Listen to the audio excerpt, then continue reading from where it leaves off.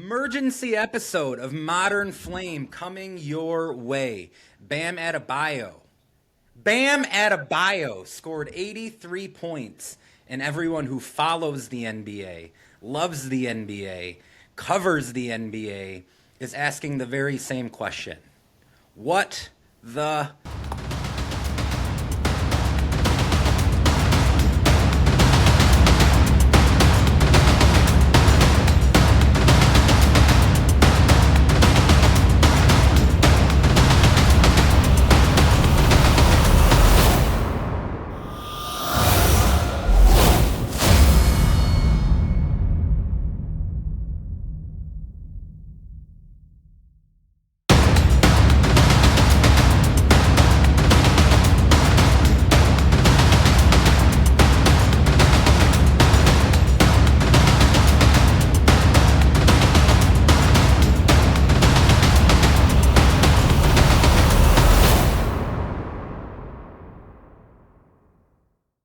What happened? I mean, we know what happened. We saw it. I tuned you in. I think at halftime I sent you the first message I have to that be honest though. You did, and it didn't register. So I apologize. I was watching Spurs Celtics. I Um, was too until I saw the scoring update so that we I had I 42 at half. I came in late. I came in the fourth, which was not a good idea for me. I feel like my vantage point is skewed a little bit with that fourth quarter. So I really want to get your insight on the entirety of the game, um, or I at least can't provide you my halftime. insight because in all honesty, I didn't start watching until the fourth quarter. Okay, so we're on the same I, page. I was following along. I saw on Instagram first that he had 31 in the first quarter. And then I just continuously was checking. And I figured, okay, like we're going to get to a point. He'll probably get 50. Miami will be up so much that there will be no point in keeping him in. And it's going to be a career night. That's awesome for Bam. Great player. Deserves his flowers. Beloved in Miami. It's all great. So I kept following along. Saw he had, I think, 42 going into the second half. And then it got up to 62, I believe, or 63 to start the fourth quarter, and that's when I tuned in. Yep. So I have the exact same vantage point as you.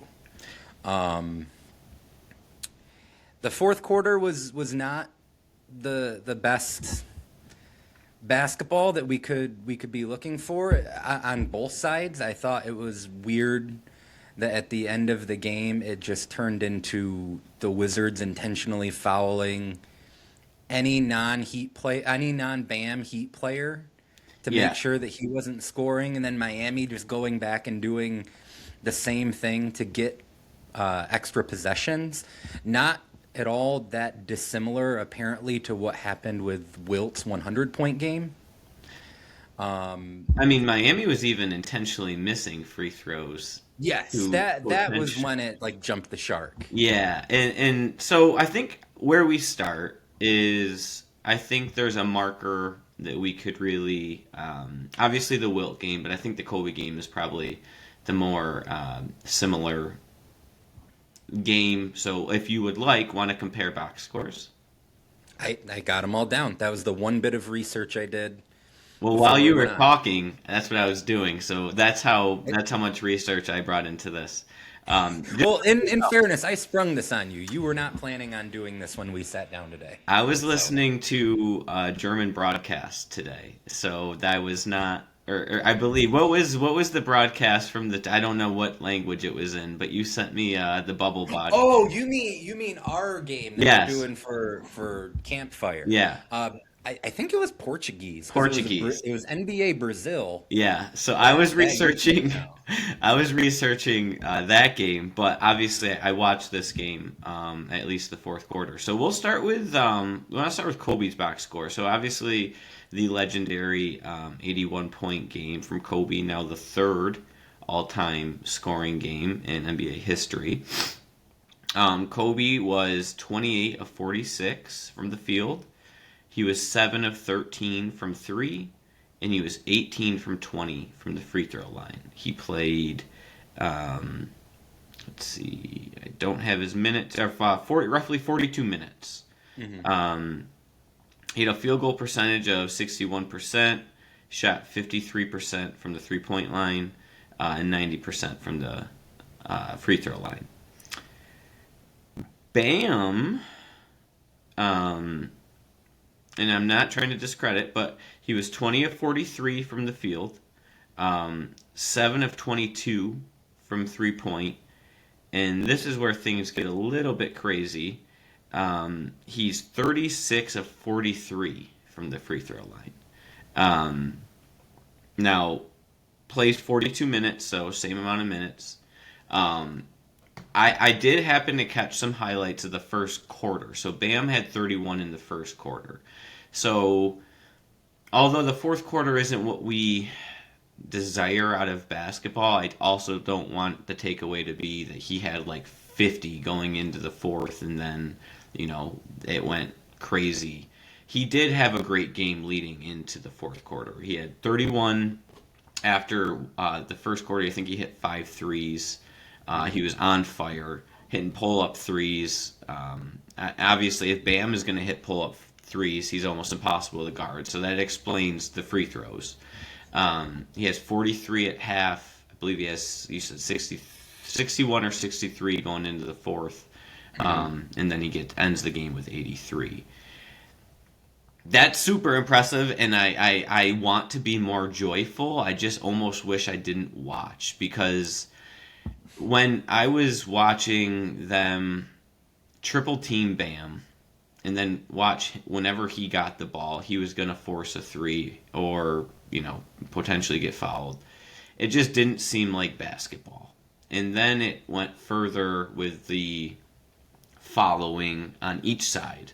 So there was a point in time where, I think it was, I forget the Heat player who possessed the ball. They were in the bonus, and the Wizards, like you said, just fouled to keep Bam off the, off. It was Kashad Johnson, Yeah. the dunk contest Yep. runner-up or winner. Did he win? I don't know.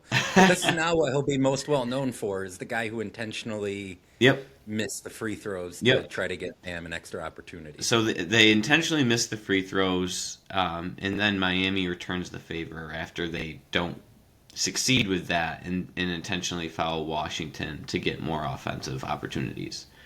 Now, I didn't have the chance to watch the Wilt game. And I know that I have blinders on, so slap me if you can.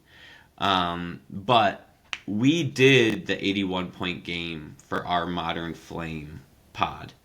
Our NBA Campfire pod. Yep. Kobe's team was down throughout that game.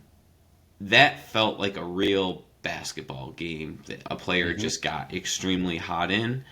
This seemed a little bit like it was tampered with. What are your thoughts on it? And I know, and say you're just being a Kobe fan, if that's what I am.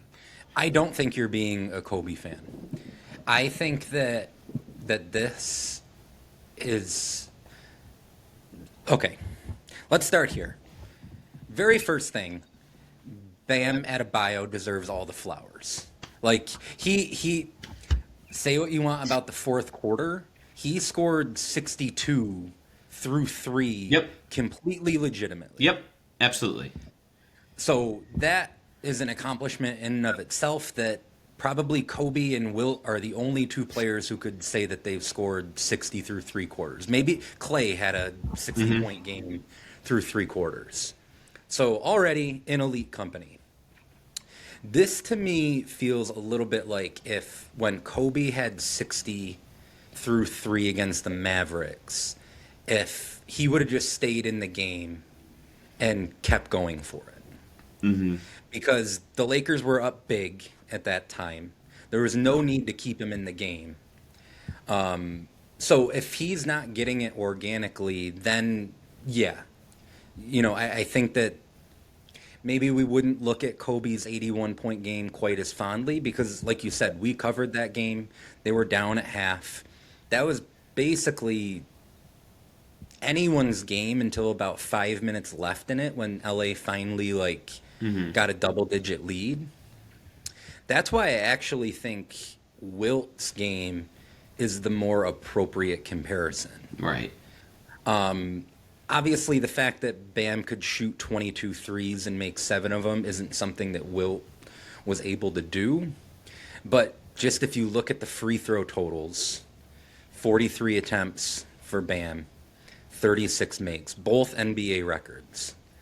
Wilt was 28 for 32.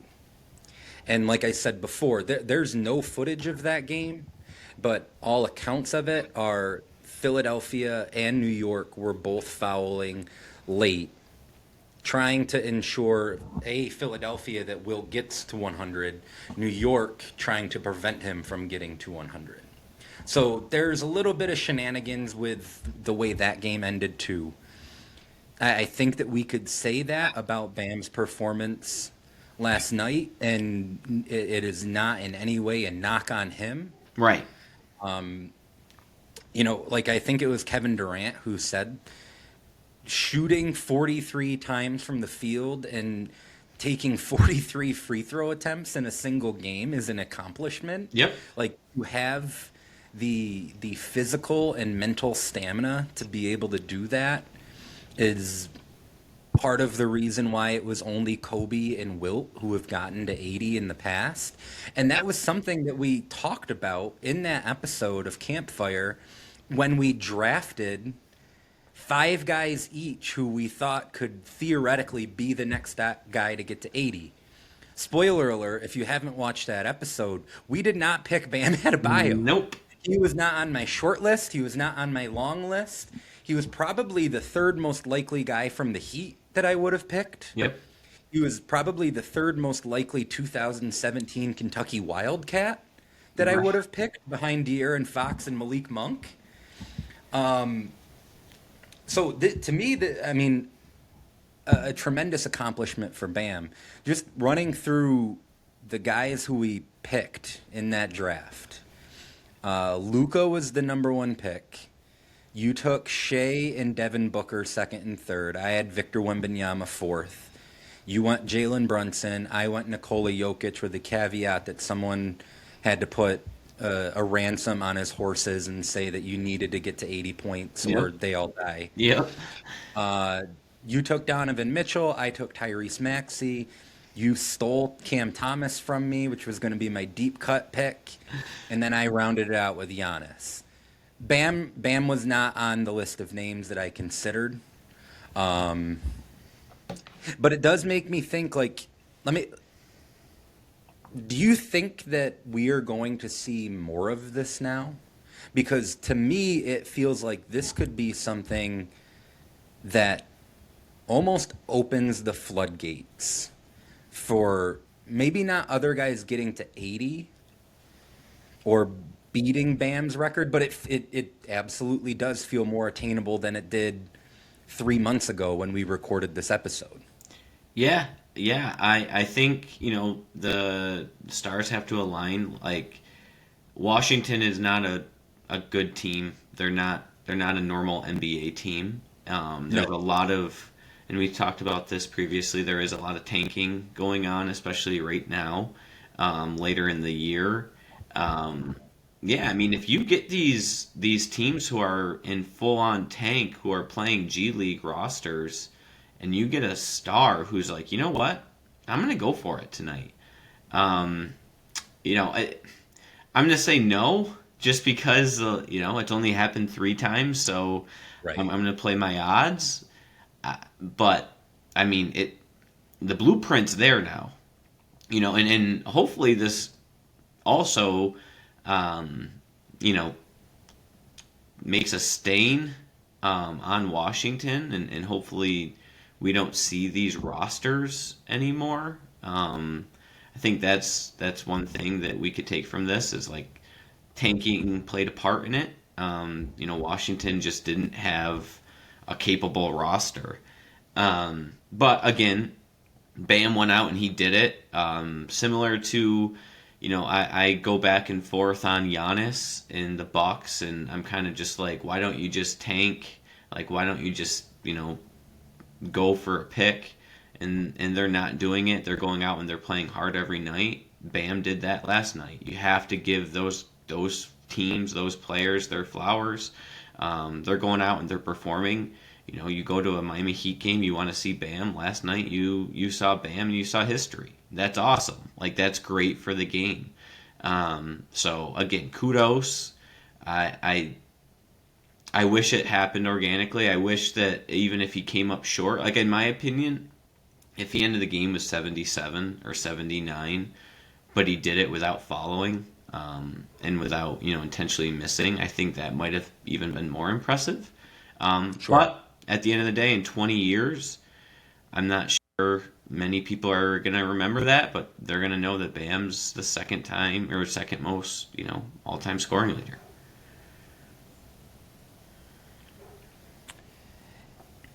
Yeah, I'm just looking at the rosters these two teams put on the floor last night. So no Hero, no Powell, no Kel'el Ware for Miami, no Jovic. So they're playing with a light roster as is. And then, you said Washington. It's Will Riley, Bub Carrington, Bilal Coulibaly, Trey Johnson, Alex Sarr. Alex Sarr quietly 28 points, 6 rebounds in 19 minutes. But 19 minutes, and he's their best player, number one overall. Second overall pick. Like, he's their guy, and they're doing that for a reason. Like, they don't want to win. And even when they do play their players, they're not playing them their normal minutes. Right. So. Yeah, and NBA history. Congrats, Bam. Could I give you a quick impromptu championship contender rundown? Yeah. We didn't talk about this when you and Bianca were here over the weekend. How many teams do you think could conceivably win the NBA title this year?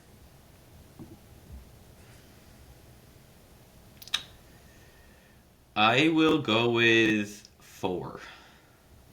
Okay. Who are those 4? I have 3 from the West, 1 from the East. Would you like to guess? I think it's OKC, San Antonio, Denver, Boston. Yep. So I separated mine into 3 tiers, but I've got 8 teams. And I think I look at this more as teams I could see playing in the finals. Oh, okay. Rather than teams I could see winning the championship, which if you get to the finals, you have a puncher's chance of winning the title no matter what. You got to win 4 out of 7 games. We saw that last year. I Yes, think everyone exactly. thought that Indiana was going to get swept or it'd be a gentleman's sweep, and they put them to 7, and realistically, probably, they had a really high chance of winning if their point guard doesn't get hurt. You're absolutely right. So on my top tier, I think it's OKC and San Antonio by themselves. Yep. I think that is the clear-cut top 2. It's the matchup that you and I talked about. It just is a hypothetical playoff matchup. A lot over the weekend. We got to watch Wemby against Houston. He played fantastic. On tier 2, I have Denver and Boston. And then tier 3, I put Cleveland, Detroit, Minnesota, and New York, just as kind of the fringe teams that I felt like if they made the NBA Finals, it wouldn't be any more surprising than I would have been with Indiana making the finals last year.